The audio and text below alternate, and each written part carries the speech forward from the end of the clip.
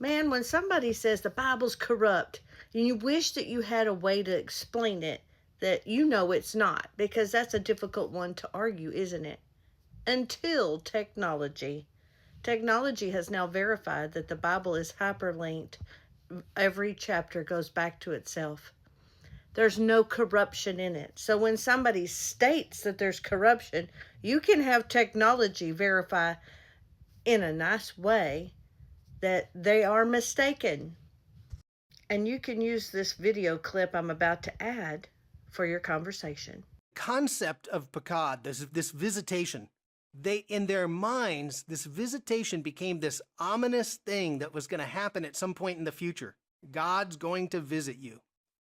What is going on in this verse is you get all of that Old Testament meaning is coming into almost like a one moment in time with Jesus. And of course, that's a lot of what's happening with the Old Testament is it's all being funneled into Jesus. So I've showed you this picture before. Now, many of you on the call have not seen this. I put the website you can find this at. It's a guy named Chris Harrison, and he's a professor at Carnegie Mellon University in Pennsylvania. And what you're looking at is a visualization of the Bible. So that represents the Bible.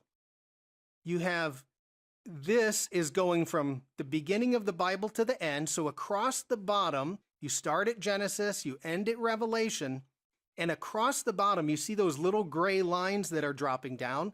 Each one of those lines is a chapter in the Bible.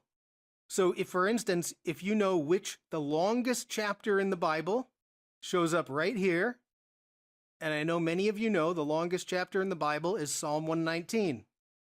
So the reason you have that big extension is because of all the verses in Psalm 119. So what they did was they listed all the chapters, and then each one of those colorful arcs is where you connect. Some chapter later in the Bible connects back to the beginning.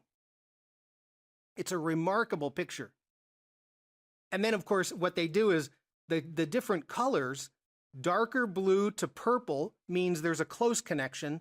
Yellow to green to yellow is the connection is farther. So if it's a connecting New Testament back to Genesis, you get a yellow arc.